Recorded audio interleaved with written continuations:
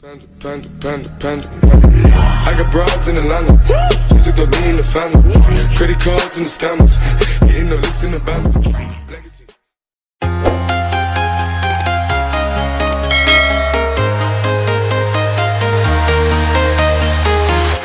I'm walking alone, the streets are empty. The only thing I can see. Can this Los Angeles Lakers team really go? And how great can this big three really be? And yeah, I said big three, but obviously there's a lot of questions surrounding this big three. Is it really a big three?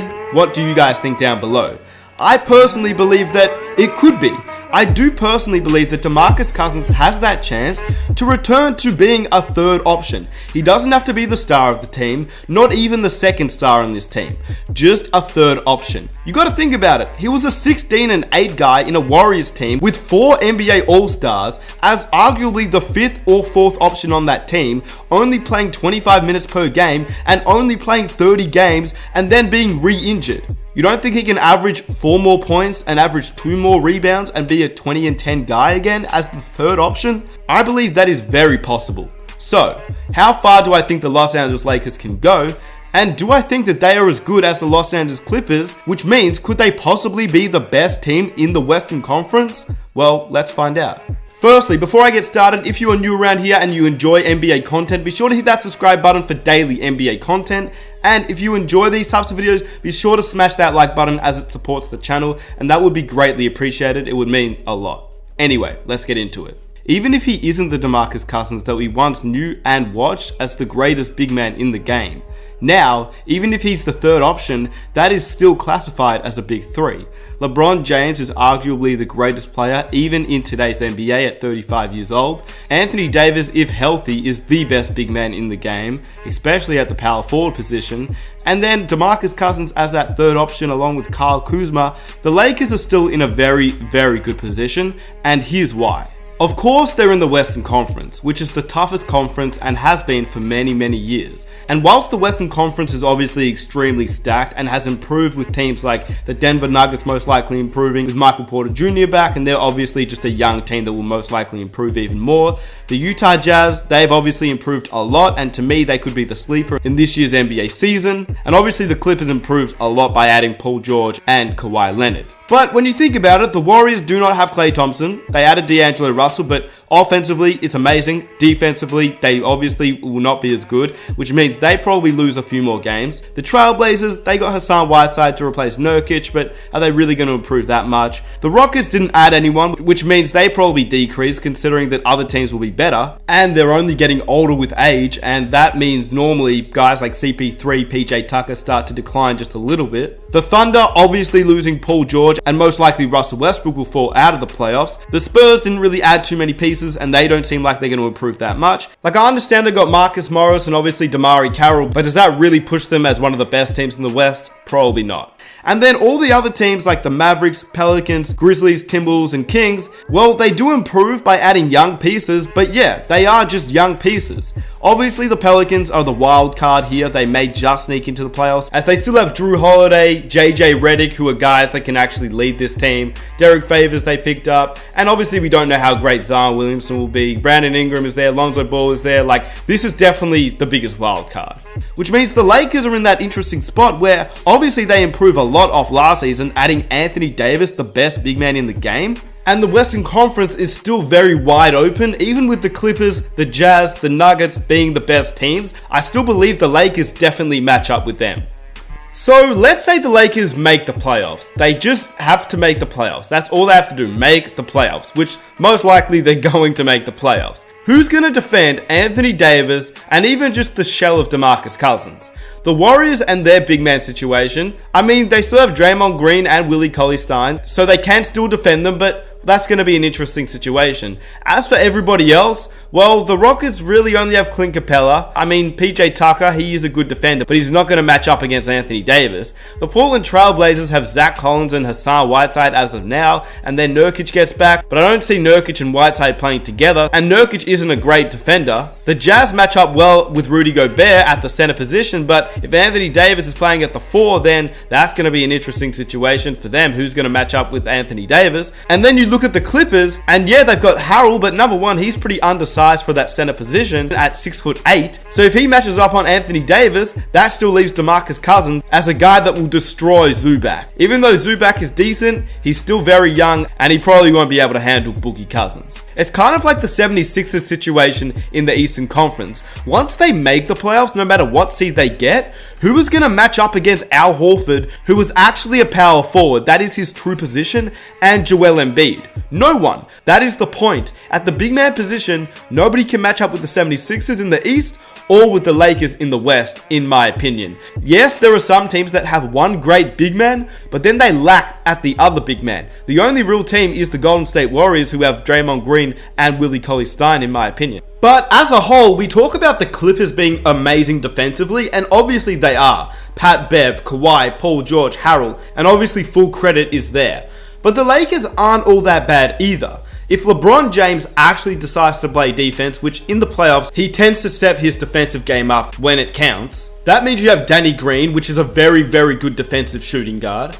Rondo, while still aging, he has shown signs of his defense in the past, and yes, he is older and not as great on defense, and he's obviously not comparable to Patrick Beverley, but he can still be a solid player in the playoffs, especially on the defensive end. Plus, you add Anthony Davis in there, which is one of the top defensive big men in the league, and we don't really need to discuss their offense. We all know they have LeBron, Davis, Kuzma, DeMarcus Cousins, but it's their bench depth that is still going unnoticed. Yes, they missed out on some of the other guys in this year's free agency, but they have done really well since. Danny Green is really good, Quinn Cook is very solid, DeMarcus Cousins will probably play off the bench and be a scorer, and I wouldn't put it past the Lakers to run Kuzma off and on as a six-man and as a starter at times, depending on if they rest LeBron or if they rest Davis and what happens there, because sometimes they will need a spark off the bench, and they still have the ability to get guys like Andre Iguodala, Kyle Korver, and other pieces to make their bench even better. And if they can add Andre Iguodala in there, that as a bench unit is very solid. And to me, if they can get Andre Iguodala, I believe they match what the Clippers have. And I understand that because of the hype and because of Kawhi Leonard and Paul George, there is a lot of hype at the moment. But once the season starts, the hype dies down, and it really becomes about who can mesh well together and who plays well as a team. And I believe that the Clippers have a very, very good team.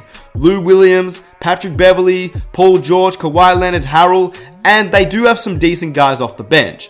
But you can't tell me that the Lakers aren't at that position either.